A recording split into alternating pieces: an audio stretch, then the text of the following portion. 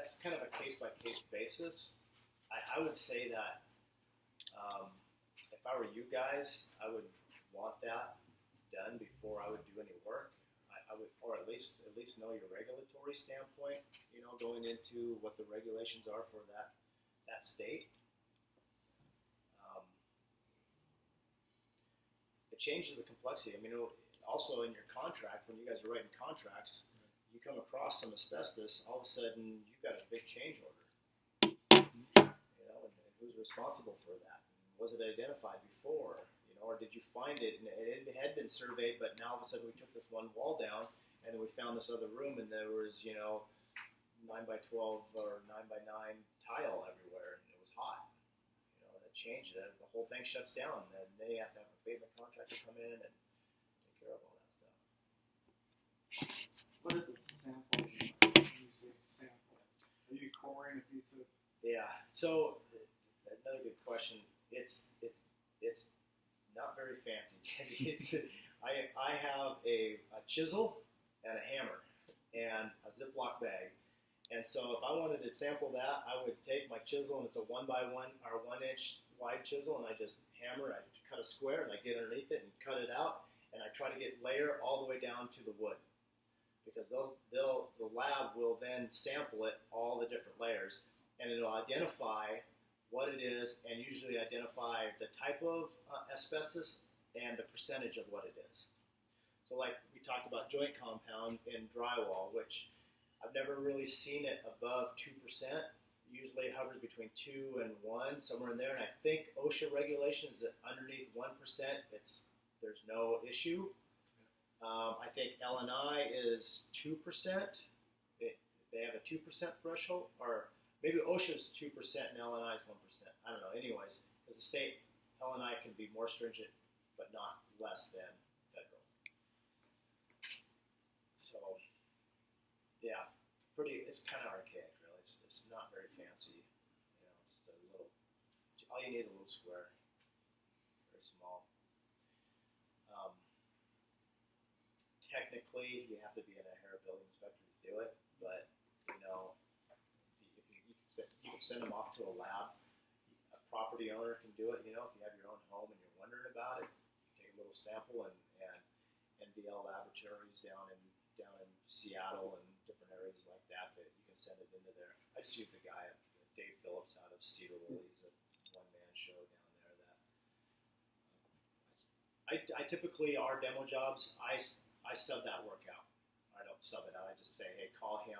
So I usually tell the homeowner or the contractor, hey, call Dave Phillips, have him do a survey, get us the survey, and then we'll do the work. Because, I don't know, if there's ever an issue and L&I showed up and I said, oh yeah, I surveyed it, but I'm doing the demolition work as well, there might be a small conflict of interest that I might have to defend myself against. And when I don't want to do the surveys anyways, you know, they're $300 to $500 for a survey typically on a house. You know, I'm not going to do it. I hate the paperwork. You know, it's more time to take care of stuff. So that's what the boys are kind of talking about, wanting to do something like that. It's pretty easy. You know, it's pretty standard form. You'll go in and a house may have anywhere from 3 to 10 samples. Identify all siding. You'll see it in siding too. Looks like a cement board, and you'll see a lot of times you'll see it sitting around the bottom edge of a house because it's really durable. And sometimes you'll see the whole house covered in it. And from a health standpoint, it's really benign because it's all encapsulated. Until you start scraping on it, you know, to get it. I mean, we breathe asbestos every day. We all do. It's prolonged exposure over a long amount of time is what gives you asbestosis or mesothelioma or whatever it's called.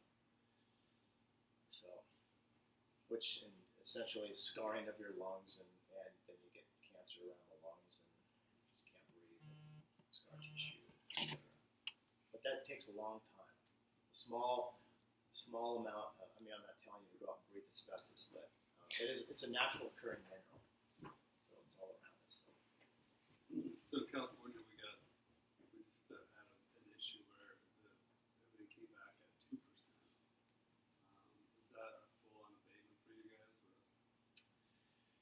You know, we pretty well have a standard of just, you know what, if there's asbestos in it, we don't want it. But we recycle our stuff. Our guys are in there, pulling everything out and recycling everything. So that'd be drywall, is that what you're talking about? I don't know. We send our drywall out to another company to have it recycled, but So I ended up having like a full abatement for the 2%. Is that the same around here, or is the stuff very dangerous at that? well, you're in California, which is like, yeah, Well, they have like the whole double entry system. yeah. It's crazy. With that, and at 2%, it's it could have been even a random error in the sampling. That sucks. You're just rounding It up, does, right? really. It does, because it all depends on how it was sampled, and there again, that's where maybe it's good to have an inherent building inspector on staff, right? Which you send them down there and say, hey, we got this issue, working for the client. You got to kind of mitigate your expenses, or how you're going to take care of it. I don't know. I'm not going to tell you guys how to do your stuff, but that's where being educated about something really is helpful in the situation. That's why I became an inherent building inspector. If Al and I ever showed up at my job at our facility, which they did, they spot checked us the other day, but it wasn't for asbestos. It was just more for random L and I kind of stuff that they do. How do you protect your facility from taking stuff in? If demolition comes across our scale, they have to have a survey in hand. Well, If we do the demolition work, we have to have a survey in hand. If we haul for somebody, we have to have a survey in hand. how does so we were taking a lot of stuff just to the dump, and you can dump construction material, but they didn't have a protocol for that in California. That's kind of the hypocrisy of the system. Because I don't hear either. If you go to RDS, I used to take my construction waste there all the time. Nobody ever asked me for anything. So I do a lot of stuff on the political side of things, and we're bringing awareness to that more and more. So what if you contaminated a dump site? You probably had a lot of trouble. That's the other issue, right? So let's say you have a load of asbestos. I let you come across my scale. You dump it into my pile of construction debris that I want to send across our sort line to get it all recycled. Well, if L&I showed up right behind you, took a test of that, they would then condemn that whole, let's say, 800 yards of material that we were going to recycle as asbestos-laden material, because it's cross-contaminated. So you got to protect yourself from that. It's really expensive. When you're a renovation contractor, I think you have to have somebody that's lead certified, or lead awareness, or There's some of that stuff out there, yes. I'm not an expert when it comes to that sort of thing, because I know that when we demo a house, we don't do deconstruction. We do we don't do soft demo. We do hard demo, where we come with the excavator, crunch it all up, and haul it away. Which our regulators view that as a non-issue, in that there's not a worker safety issue, because you're not scratching, you're not trying to sand it, and what do they call that, when getting it into the environment, in the air. It's a good idea to keep it wet. That helps. When we come across that stuff, we just send it to the landfill. It doesn't come to our facility. We can't recycle stuff with lead on it. California, though, apparently has much different lead standards. Yeah, they have a completely different protocol. I know here, if you're an interior remodel contractor, you have to have somebody that has lead awareness training. But I just don't know the ins and outs of it. I thought maybe you did. Yeah, I know. We'll get our safety guy in there. Yeah.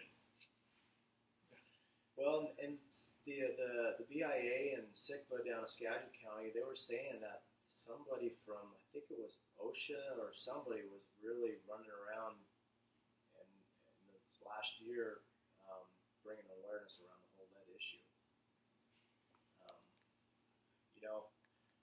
When you got your guys working in this stuff, it's good to know what you got going on. You don't want a regulator coming down and shutting your job site down. It's just the way it is. Has anybody ever had their demo certified before it went into the dumpster? Not working here. So when you guys do your remodels, you guys usually have surveys in hand or no? No. Really? Typically, up until now, we're getting into more of this hotel, the older stuff, but they're all fairly new buildings, so we haven't even really thought about it. So that's one important piece I learned today that doesn't matter. You still have to have it done. Well, Keep in in mind our how- state, right? But I don't know what other states are and what the regulations are. Because obviously you guys got to be competitive when we go to bid these jobs as well. Right. So I mean, the reality is we don't do a ton of construction demo, but we do a ton of carpet, pad, Tiles. tile. Yeah. But that goes straight in the dumpsters and off to the dump. tiles something that you should be concerned about. Yeah, because that's usually pretty old. The carpet. So I've got a friend of mine who's in this industry who's been in it longer than me. In Tacoma, Recovery One down there, and he's working on a process for his carpet recycling.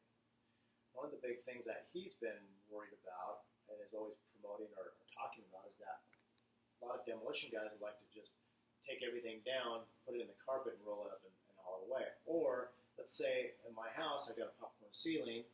I go and scrape it all off, and maybe I didn't cover my carpet. I just vacuumed it afterwards. Well, that vacuum's not going to get all that asbestos out of that carpet, so I could go and test that carpet, and it could come back hot. So that's part of the issue he's got going on down there.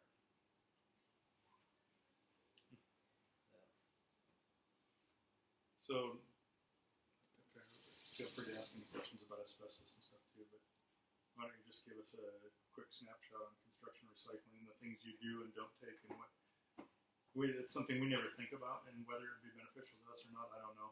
But even the carpet recycling, I know as of a couple years ago, was more expensive to recycle carpet than it was just to dump it. Right, and it's still that way. It's tough, Yeah. especially with petroleum as low as it is right now. That the commodity markets are really tough. So for us, I'll just tell you about what we do first. Construction site, we put a box out. We have a list of acceptable materials that can go in our box. We just ask the main thing that we ask is that you just don't throw a bunch of garbage in there. Household garbage, your lunchroom waste, but like sheetrock and wood, metal, wiring, light fixtures, appliances, even tile, because a lot of it's ceramic, toilets, all of that stuff we can take. We're a little bit less than the dump rates, but we have some requirements of making sure that you can't throw everything into it, because then but that's more of a garbage regulator side of things, because our state is a franchise state, and so they have the right to haul that solid waste, and we can only haul recyclables without getting too much in the weeds here. Is there anything with refrigerant or? Yeah, you don't want you want the refrigerant taken out, or if you are doing a hotel and you're going to take out 30 refrigerators, you're going to need to use somebody that deals in that sort of thing. If you want to handle it the correct and proper way, there's all kinds of stuff that goes on, but if you want to do it the right way, that'd be the right way. So I was just thinking about, because you guys work in all these different areas. So one of the things I also do is I'm on the National Construction Demolition Recycling Association board. I'm the vice president of that. So we have operations throughout the United States. We just had our conference in San Jose a week ago today. And so if you ever wanted to try to find a facility, for me, I live and breathe recycling. It's all I've ever done. Although I'm a business guy, and it's business first. I'm not one of the greener recycler guys, but if you're finding that in the world, you're finding people are much more sustainably. You probably find that when you're out there doing sales, they're concerned about having a green effect when people come to their hotels, and for you to be able to recycle your construction debris coming off of there sometimes helps. If it's a LEED project, you get points. Our facility can actually give 3 LEED credits to a job site for just using our facility. We have a recycling rate that's high enough. We're a certified facility, and we just recycle, which gives you 3 different points just for using us. So if that becomes important, or if it's a built green type project, that sort of thing, it's usually a pretty easy way to get some stars or points or whatever system you're trying to adhere to. So you're saying that for those type of items that you're listing, you're at or below dump fees typically? We are, yeah. And I assume there's people like you nationwide.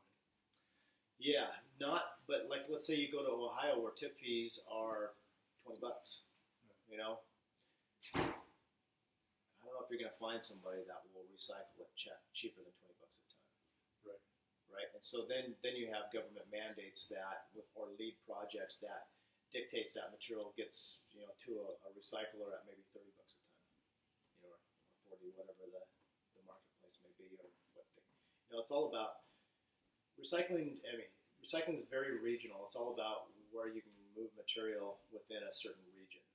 Even my region is different than the Seattle region, and it just keeps going all these different pockets throughout the United States. Just something I've never thought about. I mean, if we're going to throw away 400 toilets in a hotel, and Right. we can recycle them for the same price.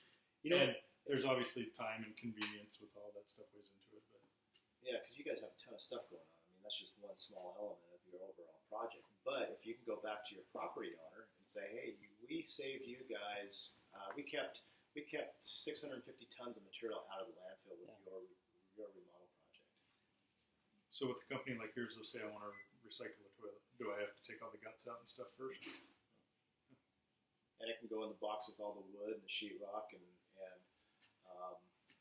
cabinets, counters, all that stuff. Is that industry standard or is that Lautenbach specific? No, it's pretty industry standard Okay. anymore. Yeah. And your line guys are the ones that recycle it for The what, guys? your line guys when it gets to Yes. your facility are the ones that kind of separate it. Yeah, you guys are always welcome to come down. Our facility's in Skagit County, right next to the Skagit transfer station, which is Ovenel and Farnham Market. And on June 17th, we're having a party, so you guys can come by in the afternoon. It's happy hour after 4 o'clock, so come down We today. start way earlier than that. Yeah. Well, I probably will too. So you just have to know me. That's all. Just come on by, Desi. So yeah, and I'd be more than happy if you guys hit Ryan up if you're looking for a facility, you're working on a project somewhere, and it becomes important where you want to be able to sell the part that the sustainability aspect. Shoot me an email. Shoot Ryan. Ryan's got my contact, and I'll at least try to see if we have a member in that area that's working. But usually you can Google, that area and see if there's anybody recycling construction debris in that area. What I find out though is the rates just are all over the place. So They are. It's, you know what, our rates are different than Seattle. Our rates are different than California. Ohio has, like I said, tip fees in the teens in some places that are just landfill tip fees. And the bottom line is, in my industry, I'm competing to the transfer station next door to me. What can you as a homeowner load your crap up in your pickup and haul to the dump for versus pulling into my yard? Well, if it's not cheaper at my yard, it's pretty hard to get you to come by. That's the bottom line. Unless they're trying, unless it's more important to them or whatever else. There's other elements, but it wasn't until basically in 07 when we had the big fuel spike where people really started going, and now you have a lot of people talking about climate change and everything else, and so there's more energy around it with people wanting to do the right thing. But there's still it's only a segment of the community, of the population. Just thinking about positive thinking for Josh right now for sales. Do you ever foresee somebody like us connecting with your company or those other ones like that to create, say they do their sales bit and said, hey, this is something we offer that the other guys aren't. It's a good idea. All of you ever see us working together on something like that? You bet. Yeah, I'd be more than happy to. that's where I was kind of going that way.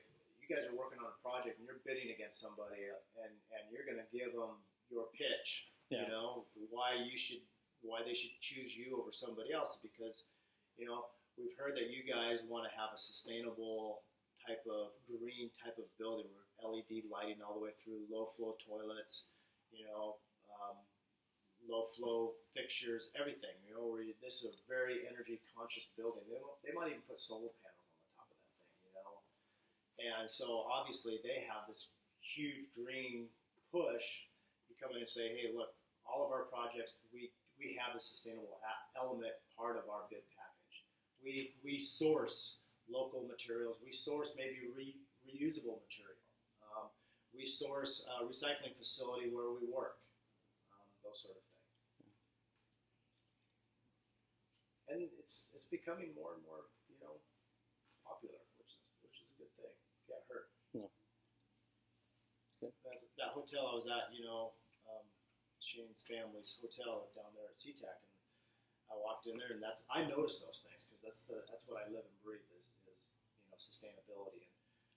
And the shower I got in, there's not a lot of water coming out, but it was plenty, and the toilet was just all.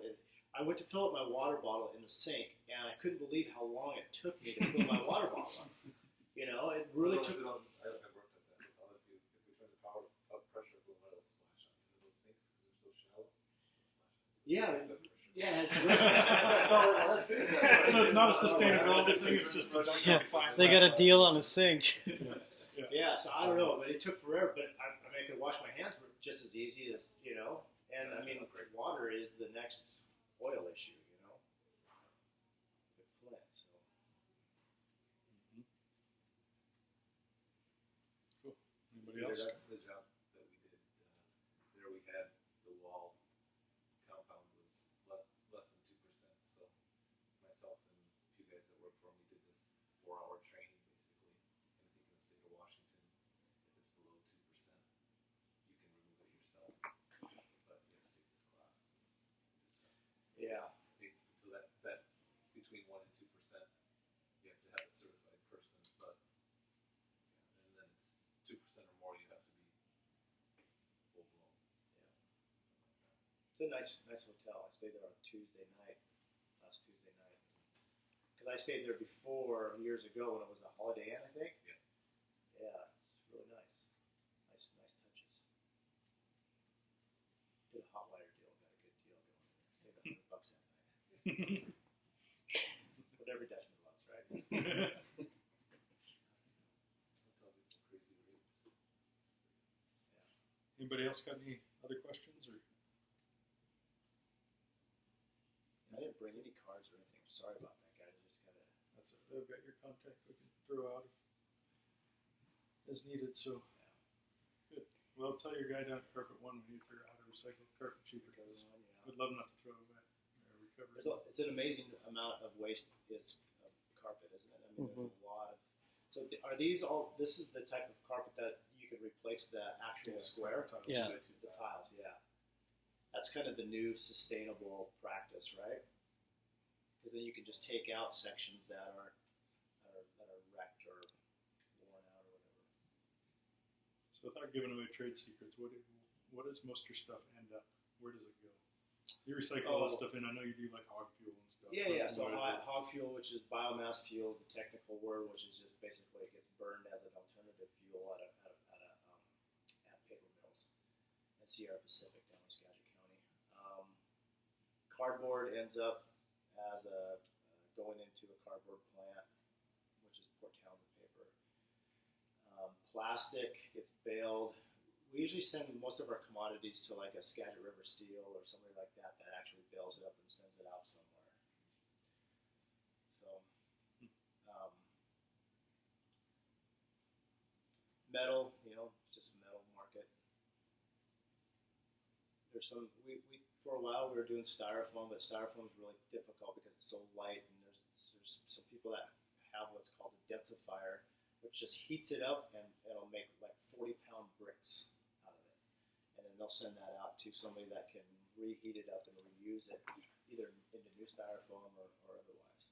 It's kind of cool, but the bad part is that you just burn up so many resources trying to get that material to that densifier, which, and then you start talking about carbon footprint and all those different things, and it gets to be pretty complex.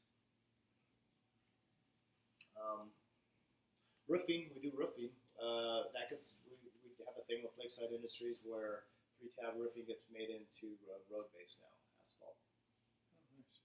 So that's something we've been doing for a couple of years now. Did they ever get glass to work out as a substitute for like crushed rock or a drainage material? Or? Some people still do some of that. Glass is a tough beast. It's just, there's a lot of it out there, and there's some contamination issues with it. But all it is aggregate. It makes good pipe bedding. It really does. But Well, they were trying to use it as like half break for a while and pipe bedding, but for some reason the degradation or the fines in it or something, I don't know. They could never really make it work. they're always worried about contamination too. Is it?